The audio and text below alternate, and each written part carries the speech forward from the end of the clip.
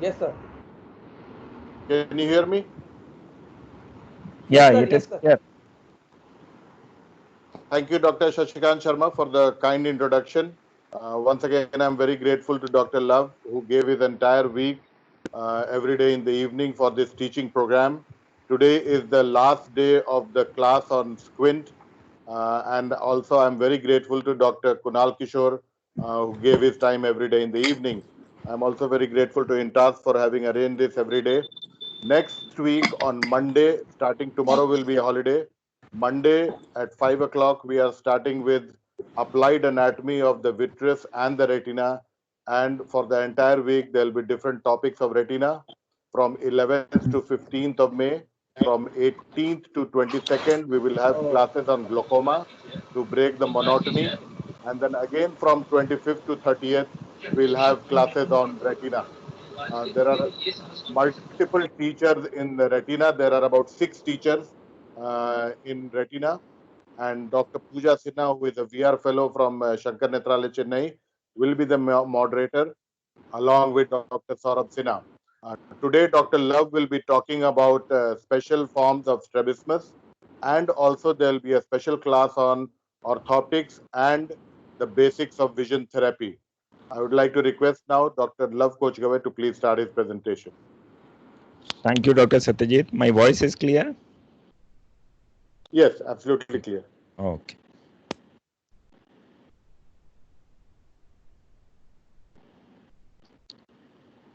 So let us start with the final phase, though this doesn't cover full of strabismus, but a major part is covered, and this will be little bit brief, a brief description of all the different other types of strabismus, which we call as um, special forms of strabismus. Let us start with paralytic.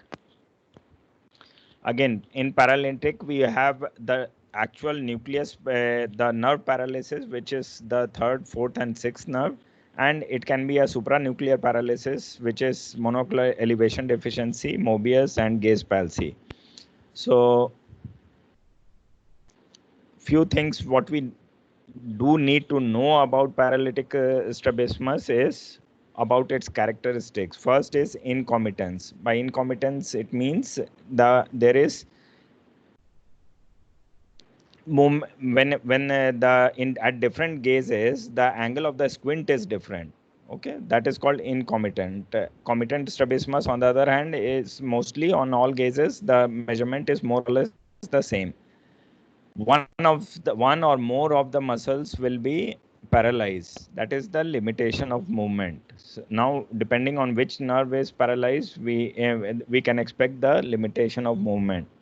And the when we do a clinical examination and cover test, there is a difference in primary and secondary deviation.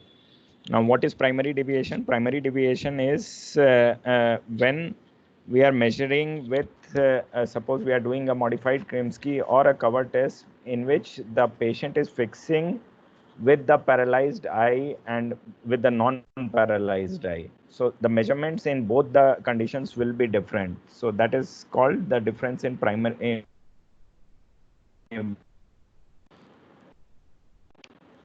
The stages of paralytic squint are of the muscle, then we get overaction. Suppose, is the voice clear? Voice is breaking, Yes, sir. Yes, it's sir. Audible. absolutely clear. 1 minute, let me see.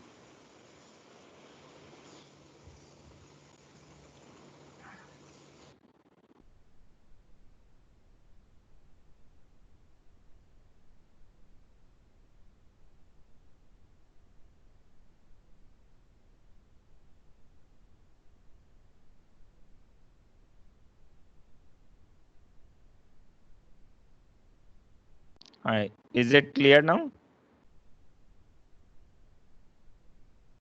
Yes, sir. Okay. Yes, very clear. Hmm.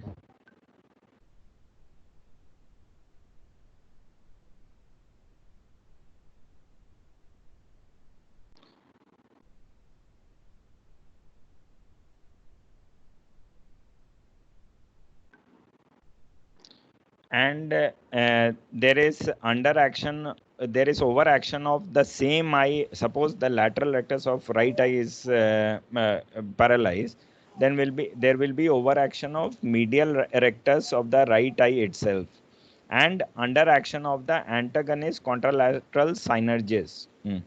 What do you mean by that? Opposite eye, same, like if the lateral rectus is paralyzed this side, the opposite eye lateral rectus. And now let us come with individual nerve palsies. First it will be we'll go through the third nerve palsy. What are the signs what we see in third nerve palsy? First, if it is a total third nerve palsy, then it will have ptosis, and except lateral rectus and superior oblique, all the extraocular muscles are paralyzed. So you will expect a medial movement limitation, and again a superior movement limitation, inferior movement limitation. The superior oblique is acting, but it is difficult to analyze the superior oblique in these cases. That can be done by checking for intorsion. If intorsion is there, then superior oblique is there, movement is there. Now, there is a phenomena called pupil sparing third nerve palsy, and sometimes even ptosis may be absent in these cases. But if the pupil is spared, what do we expect? So that is one of the good signs, because that occurs due to microangiopathy, especially seen in diabetes or hypertension. So if it is a pupil sparing third nerve palsy, we need not investigate too much. A blood sugar control and close observation, and generally it heals by itself. And suppose it is not healing within 2 to 3 weeks or 1 month, then we may go for neuroimaging. Now, next is superior oblique palsy. Lateral rectus is obvious, so I'm not covering lateral rectus, but mic can be switched off, please.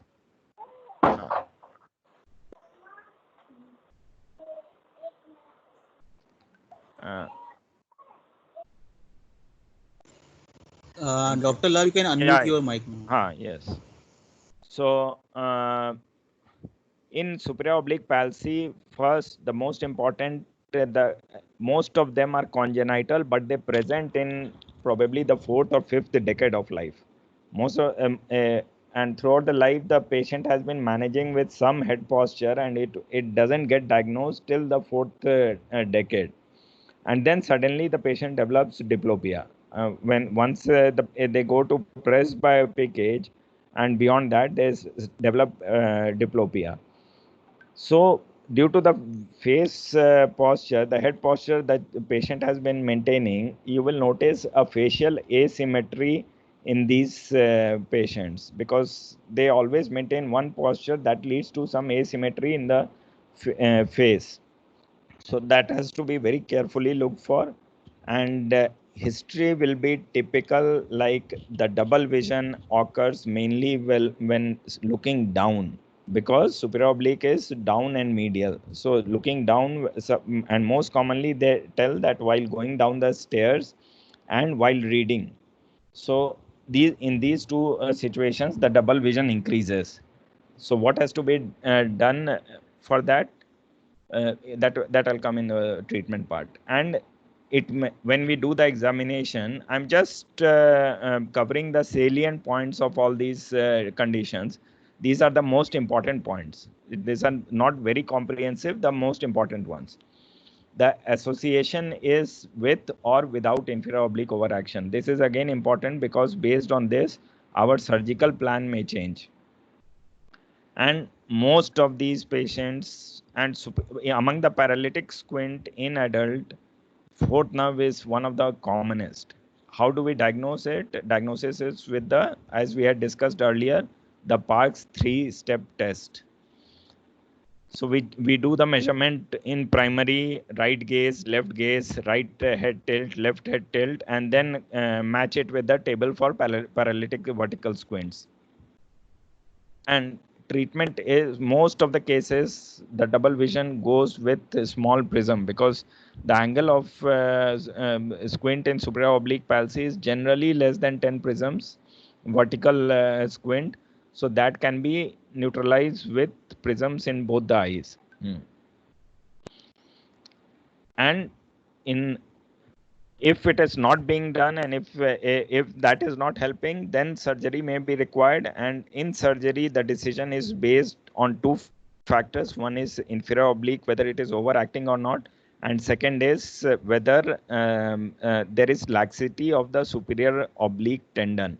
That we get to know from the FDT, what we do on the table. So if it is lax, if it is there is too much, or we are able to intort it a bit too much or extort it a bit too much, then in that case the tendon is lax. So either a superior oblique tendon tuck procedure is done or inferior oblique recession is done if there is inferior oblique overaction. If it is not there, then inferior oblique need not be touched.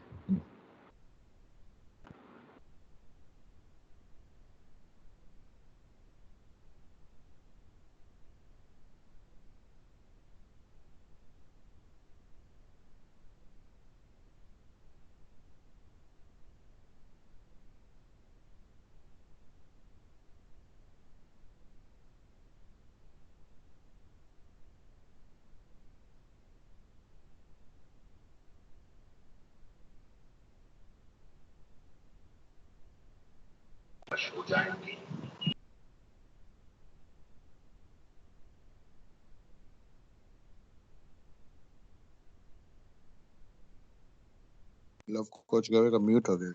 Dr. Love, your mic is unmute your mic. Yeah, is clear now? So can you hear? Last 2 minute session you can repeat, sir. The voice was not there. In this, I'll go to the previous slide then.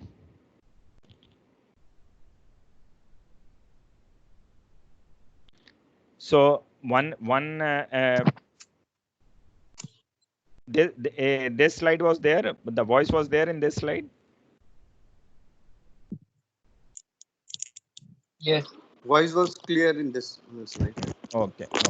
So next we'll go to when we have a paralytic squint, we do a diplopia charting, and this is a rough representation of how do we chart the diplopia and the Hess chart. In Hess chart, in this, as you can see, there is a left lateral rectus palsy. So when we are doing the movement for there is restricted movement of, and we don't use the word restricted whenever we are describing a squint.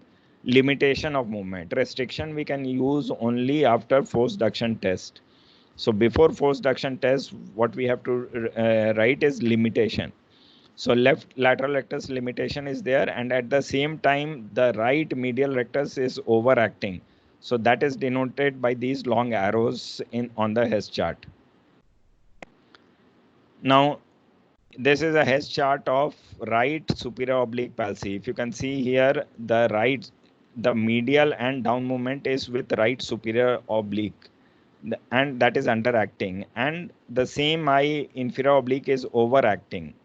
So in this case, we can plan for a inferior oblique recession. Same thing for a left third nerve palsy. Now you can see the left eye, only the lateral rectus is acting and all other movements are gone. So it's not there. And in the contralateral, the right eye, the lateral rectus of right eye is overacting. So that is how we document a paralytic squint. Now coming to next, which is common, this is one of the common squints what we see in our day-to-day life, and these are Duane's retraction syndrome. So as it is clear with the name, two things are there. One is limitation of whichever eye is affected, limitation of movement can be there, most commonly the lateral movement limitation. And apart from that, there is a variety in which there is a medial movement limitation, and another third variety in which both the lateral and medial limitation is restricted. And when you attempt a medial movement of the same eye, there is retraction of the globe. So retraction of the globe or narrowing of the lid fissure on attempted adduction. And Very common in this is upshoot and downshoot of the affected eye on adduction. That can be there. And in 1 to 5% incidence is there, and there are various theories, one of them being agenesis of the sixth nerve nucleus and paradoxical innervation of the lateral rectus. As you can see in primary gaze, in this child, in primary gaze there is left esotropia, and in lateral gaze the left eye is not moving. In medial gaze there is retraction of the globe. So this is type 1 of Duane's with a abnormal head posture. This is a typical candidate who should undergo surgery if presenting with Duane's, because in primary gaze there is esotropia and head posture. And what surgery will be done? Recession. Left eye we cannot do resection. So left eye lateral rectus resection is totally ruled out. So what we will do is a left medial rectus recession, and if the angle is large, which it seems in this eye, even the other eye medial rectus recession can be done.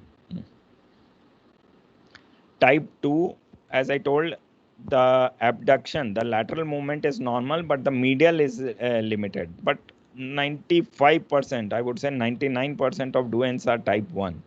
You very rarely get type 2 and type 3. Type 3 is both the medial and lateral movement is limited.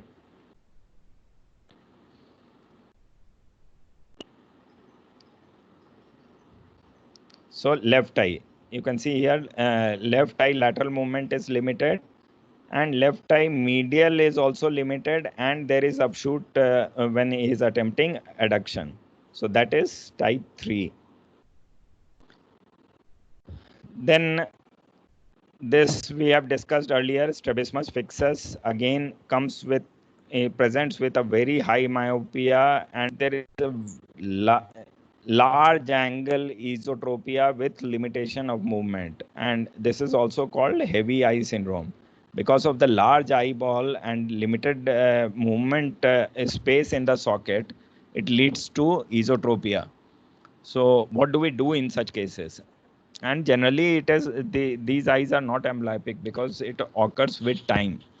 So in this we can do either a medial rectus supramaximal recession, or very if it is a sometimes if this eyeball is going even inside, we can do medial rectus recession and lateral rectus resection, and medial rectus will always be supramaximal.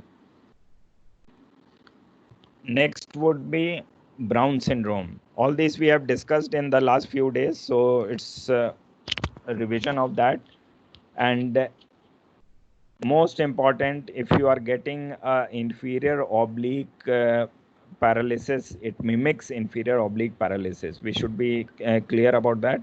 Whenever there is limitation of movement in the superior and adduction and superior, then it is most likely a Brown syndrome. It is not a inferior oblique palsy, because isolated inferior oblique palsy is not that common. And there can be acquired Brown syndrome also, mainly if there is some kind of injury, and then that may lead to a acquired Brown syndrome. So treatment wise, what do we do? If it is in primary gaze, if it is ortho, then there no treatment is required. But if there in primary gaze there is a vertical squint, then surgery needs to be done. Another condition, this if you are practicing pediatric opthal, this you keep on seeing, and that is called congenital fibrosis of extraocular muscles. It generally runs in the family, and we had I was trying to find that photograph. We had a family in which 2 generations had a father had and 2 children had congenital fibrosis of extraocular movement or extraocular muscle. So in this, what happens? There is restriction, there is limitation of movement in all directions of the gaze, and worst part is that it is progressive. Slowly the eyes become almost fixed, and there's not much we can offer as treatment of this condition. thyroid ophthalmoplegia, all of you know, if there is a hyperthyroid condition for quite long, then the most common muscle is affected is inferior rectus. So along with if inferior rectus, if it gets fibrosed, then it pulls the eye down. So it is a restrictive pathology, and that will be confirmed on force reduction test. And most of the times it is associated with proptosis, and depending on how the condition is, the most important treatment will be thyroid. Sometimes we thyroid control, and sometimes we give for acute conditions of thyroid ophthalmoplegia, sometimes steroids are given. But once the proptosis has set in, the chances of the eye going back to normal size is not there, and has to be treated with lubricants and vertical muscle surgery, most common being the inferior rectus recession. And in this, approaching the inferior rectus becomes very difficult because it is fibrosed and has pulled the eye down, so we don't get too much of access, in which case the double armed hook is used for suturing the muscle, as I had shown in the video yesterday. Adherence syndrome, again, these are all these are common conditions. It is whatever I'm mentioning, it is not that we don't see in clinic. We see on regular basis these conditions in our clinic. And adherence syndrome may be due to a trauma which has led to injury of the extraocular muscle and adhesion of the conjunctiva with the extraocular muscle. That may lead to restrictive squint and extraocular movement limitation also. And earlier, when scleral buckle was the most common form of retinal detachment surgery, this was very, very common. And even now we keep getting post-RD surgery, patient coming, and if the vision has improved, then patient gets diplopia, and they come to us for squint evaluation. So if the diplopia is constant and not getting corrected with the prism in the spectacles, then we may have to go for surgery. And most important is the incision has to be fornix based. That means the incision has to be at the limbus, and then slowly we keep on dissecting the planes and till we get the extraocular muscle. And we have to be careful if there is a buckle, and can be combined with a buckle removal surgery also. Mobius syndrome, till date I have seen one patient of Mobius syndrome, which is bilateral 6th and 7th nerve palsy. That means bilateral lateral rectus palsy leading to esotropia. And how do you diagnose bilateral lateral rectus palsy? Again, you have to cover one eye and then see the extraocular movement of the other eye. So when both eyes have to be tested separately, and absolutely expressionless face because of bilateral 7th nerve palsy. And then apart from 6th and 7th, the higher the brain stem cranial nerves are also involved. That means 8th, 9th, 10th, 11th, 12th, all that has to be tested. All the cranial nerves have to be tested. And you have to do neuroimaging in these patients. These patients, definitely neuroimaging is required. And if something comes, then you have to refer to a pediatric neurologist. Skew deviation, again, is a seesaw presentation. Suppose the right eye is up, when right eye goes up, the left eye goes down, and vice versa. And generally, it is associated with rotatory nystagmus also. Again, in these cases, neuroimaging is required because it may be due to a brainstem or cerebellar lesion. This is one of the common presentations, which is double elevator palsy, or it is also called monoocular elevation deficiency. And what happens in this? Both the elevators, namely the superior rectus and inferior oblique, is affected, and it also has ptosis because again, third nerve, one division supplies the superior rectus and one to the levator. So has ptosis also.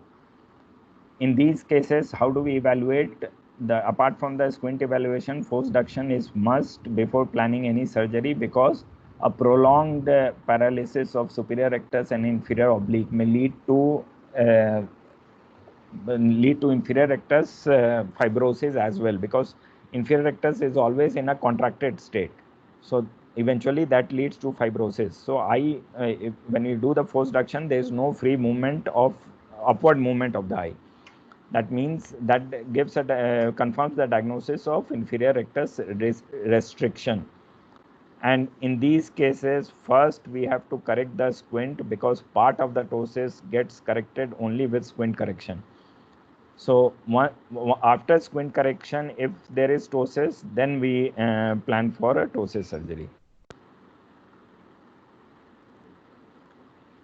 And there can be a supranuclear gaze palsy. Again, in this there is a paralysis of binocular gaze. Both the sides, both eye lateral gaze may be affected, or both eye medial gaze may be affected, or one of the up gazes.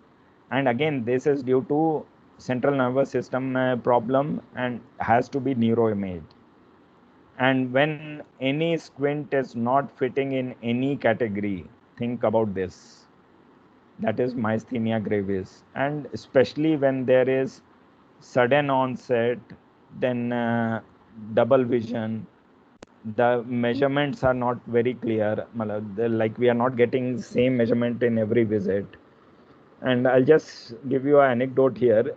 Recently, just 2 months back, one of the senior pediatricians in Calcutta came to me that he's having double vision, and there was no lateral rectus palsy, but there was exotropia. Sometimes the angle was 40, sometimes it is coming to 20.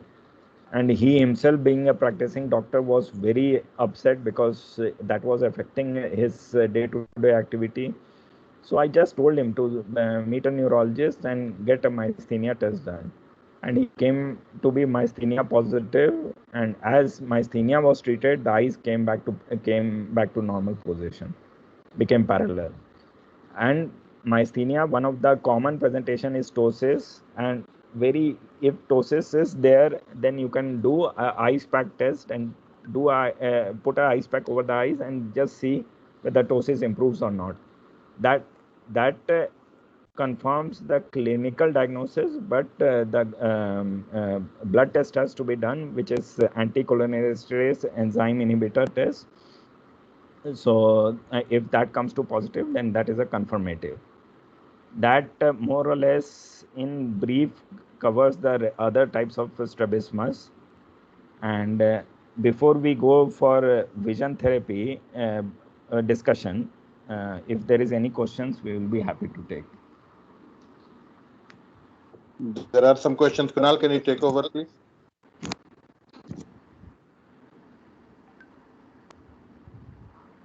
Dr. Kunal? So there are various surgeries which PG should know. Hamalshire, Jensen's, these Ito Harada procedures. These procedures name and what surgeries for which types of palsy they should learn it. Yeah. For examination point of view. Yeah.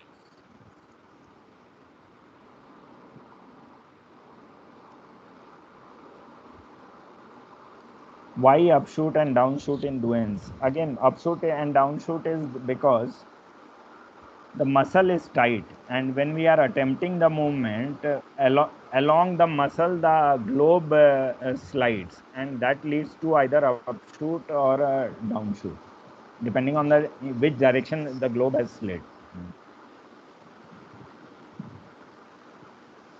One theory is that it is that upshoot and downshoot occurs because of the co-contraction of the medial and lateral rectus together. The eyeball swings up or down.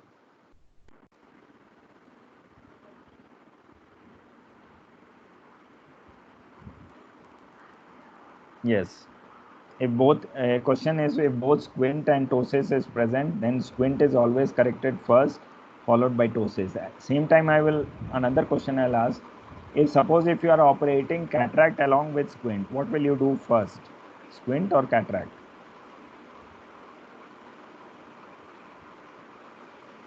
always extraocular movement, extraocular surgery has to be done first and then do cataract. So first do a squint and then do cataract. Yeah.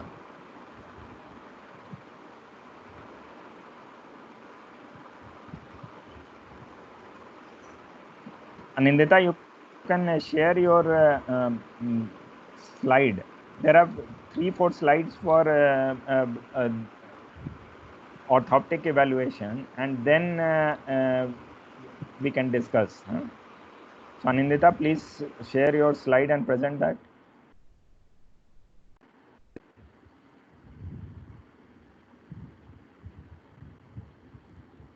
You have to unmute your mic. Am I audible? Yeah. Are the slides visible now? Yes, make it full presentation, slideshow. Yes, sir. Okay, good evening, everyone. I'm Anindita, and I'm an optometrist practicing orthoptics at BBI Foundation.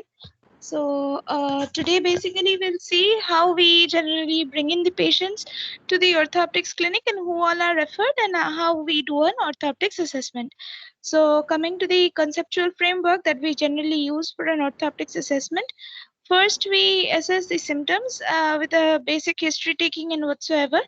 So the symptoms include asthenosopia. Asthenosopia is nothing but a combination of various different kind of symptoms such as headache, eye strain, uneasiness of the eyes. Sometimes even patients tend to complain of doubling of letters at near or at distance. Sometimes they might say that there is a double for near as well as for distance. So in this case, we need to be very specific of how the patients are complaining. Whether is it actually a doubling of letters, that is diplopia, or is it a shadowing of letters? Amblyopia patients are always referred to the orthoptics clinic for vision therapy. And then after the symptoms are assessed, what we do is a refraction.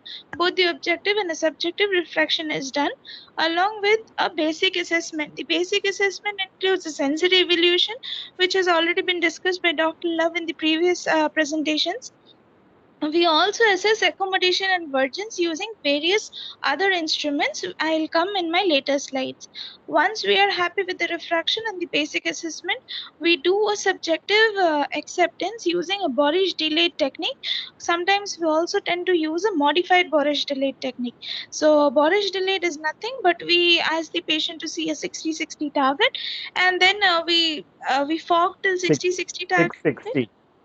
660 target. Yes, we fog till 660 target, and then gradually defog and see with the maximum refractive error how well they're able to achieve their visual acuity, potential visual acuity.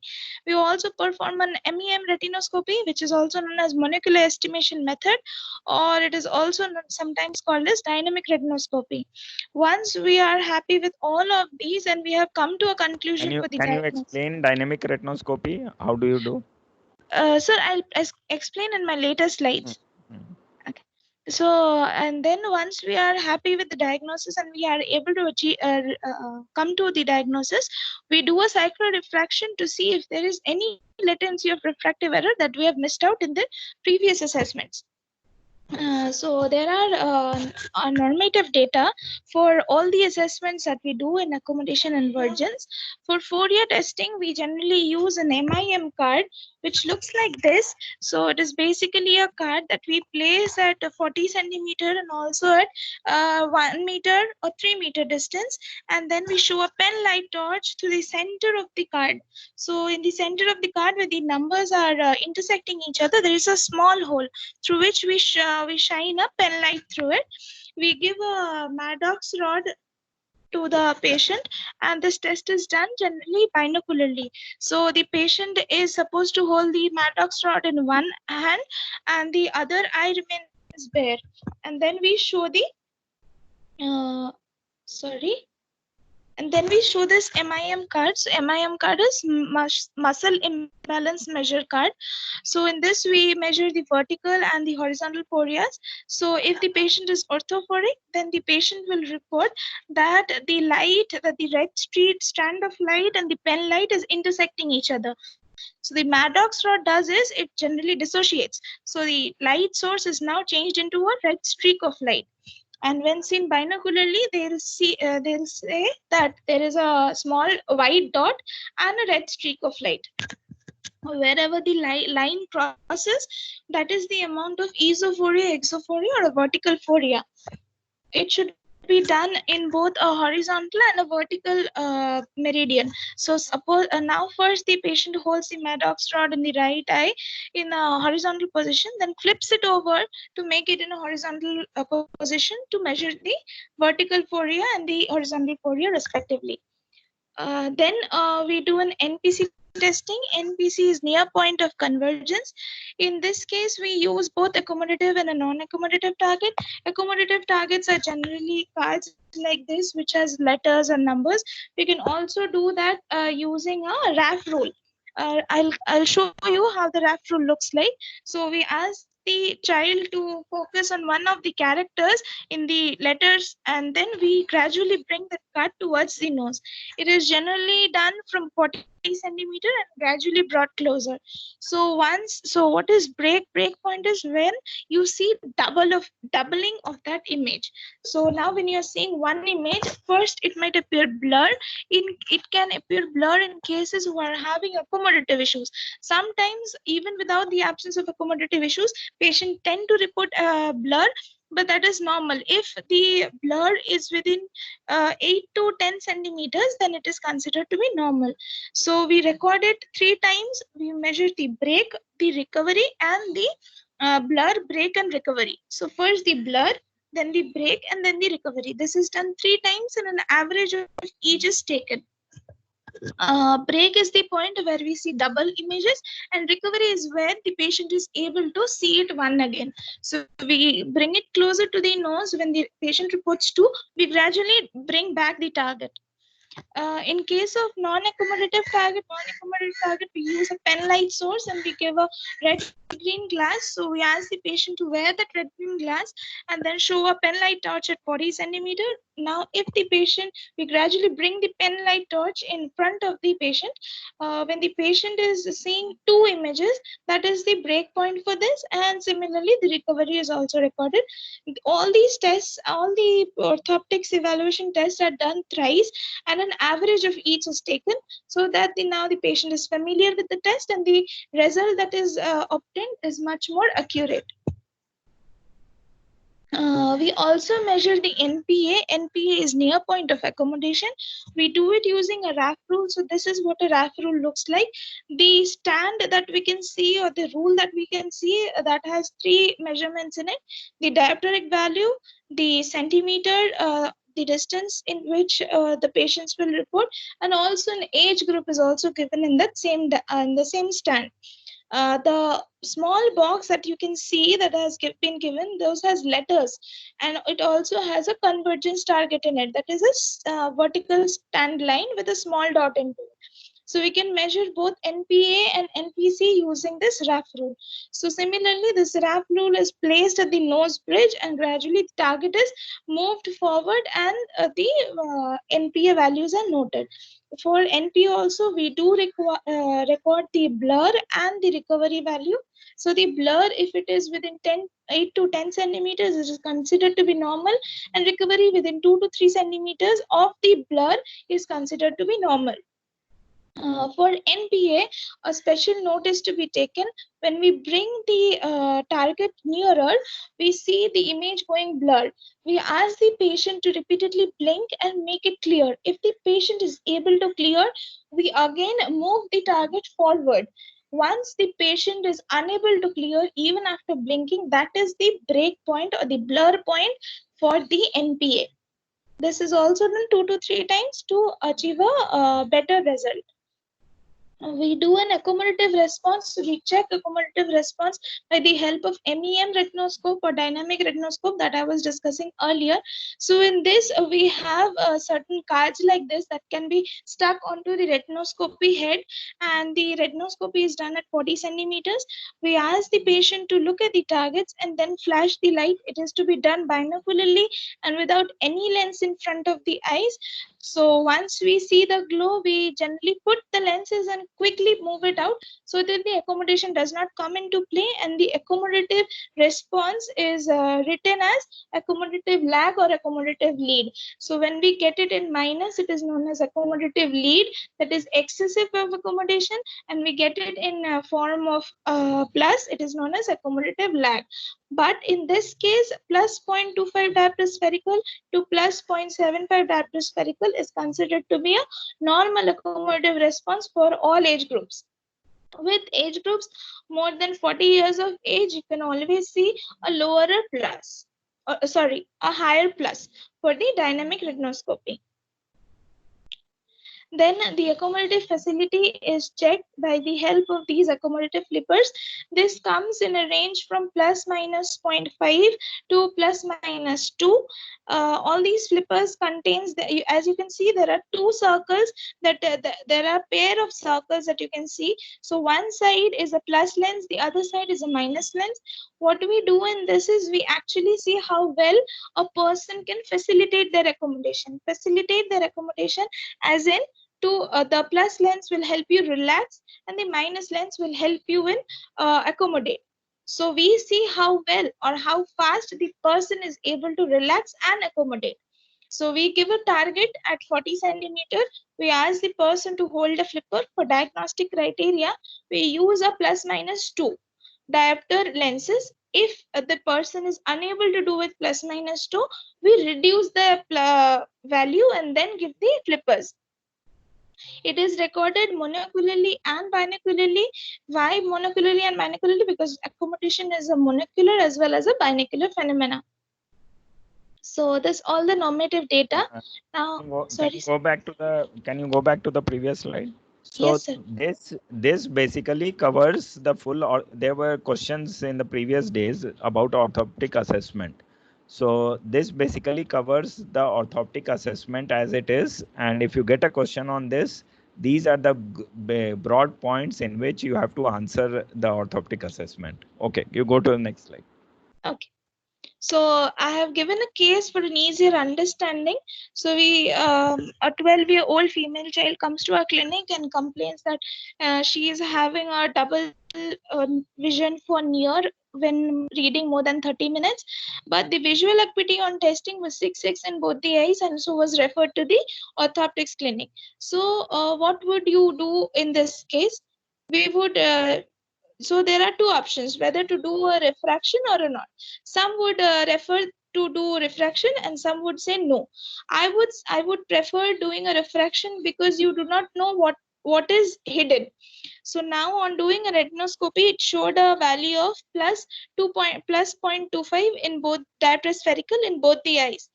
On doing a neo retinoscope or dynamic retinoscopy or MEM, we find a plus 1.5 diopter spherical lag, accommodative lag, which is significant. The NPC was receded. With accommodative target, it was more than 30 centimeters, and with non-accommodative target, it was more than 40 centimeters. Phoria, when tested using an MIM card, she was orthophoric for distance, but for near, she showed a 12 prism diopter of exophoria.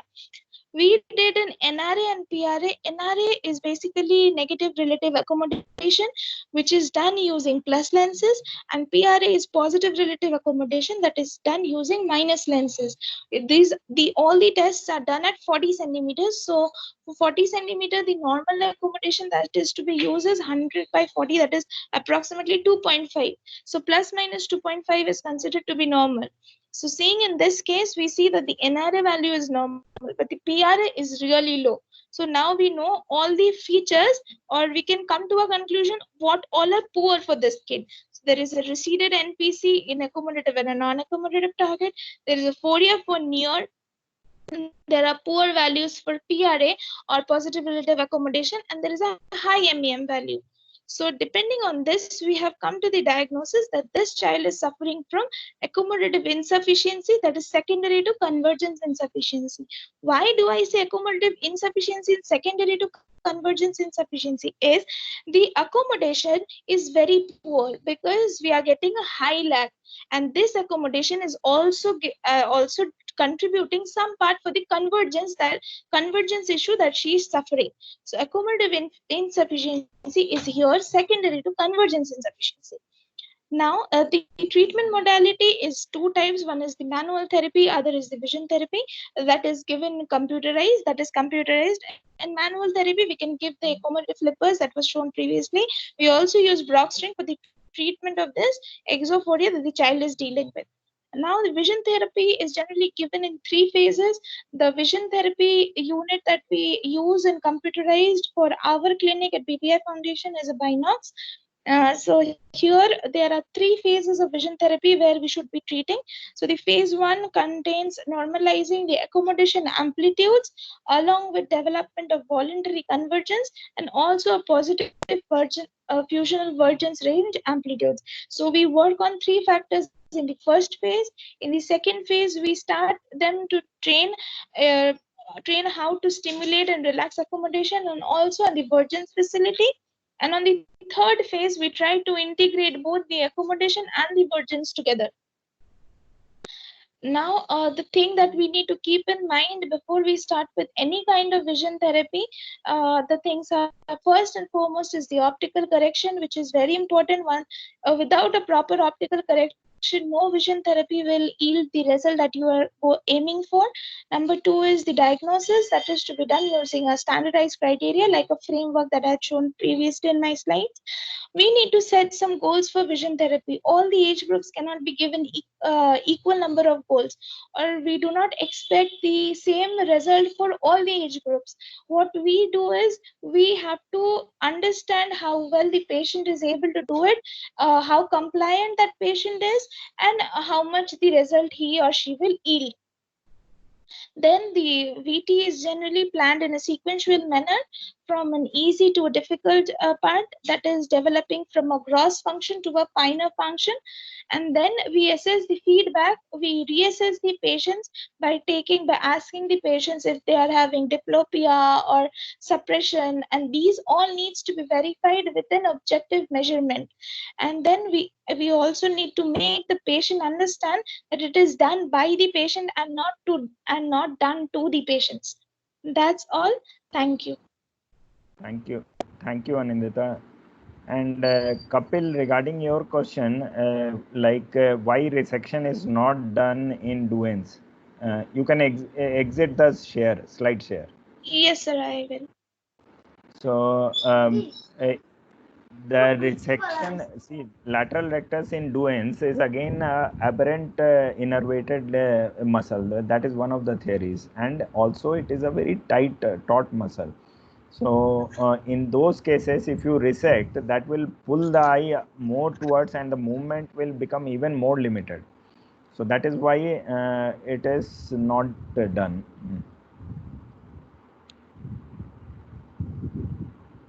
Vision therapy, the orthoptic assessment, this is the basic guideline. I understand that many of you would not have understood anything in this, but that is how you have to structure your answer if you get regarding orthoptic assessment.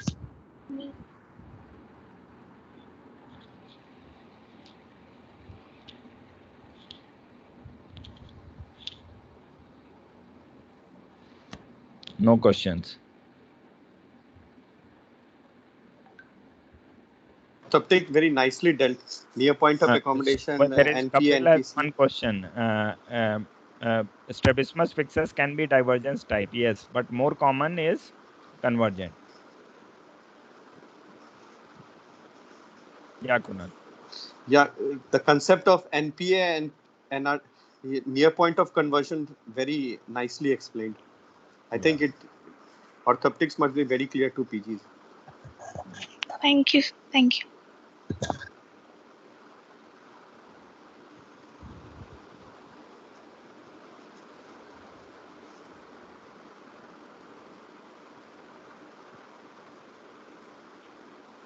Okay, thank you, Anindita, for the nice presentation.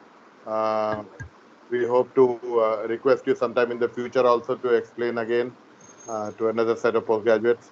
I would like to thank Dr. Love Coach Gave once again for giving his valuable time. Dr. Kunal Kishore, thank you so much for your valuable inputs and for moderating. Once again, I would like to thank Intas Pharma for bringing this all together. On Monday, we will be having applied anatomy of the vitreous and the retina. And after that, there will be on Tuesday, we have a class on indirect ophthalmoscopy, how to do indirect ophthalmoscopy by Dr. Pooja Sinha. And subsequently, there are 15 to 16 retina classes all lined up. And in between, we have 7 classes of glaucoma also. So an exciting line is, it's all lined up, all the topics. So I hope to meet all of you next week again. If you have any suggestions, if you have any points that you want to tell me, you can write to me on eyesinha@gmail.com, isinha@gmail.com. And we would like to cover up as much as we can possibly do. Thank you, Dr. Love. Thank you, Kunal, and thank you, Intas, once again. Thank you, sir. Thank you.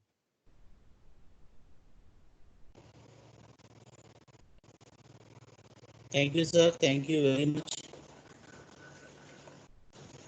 Thank you, sir.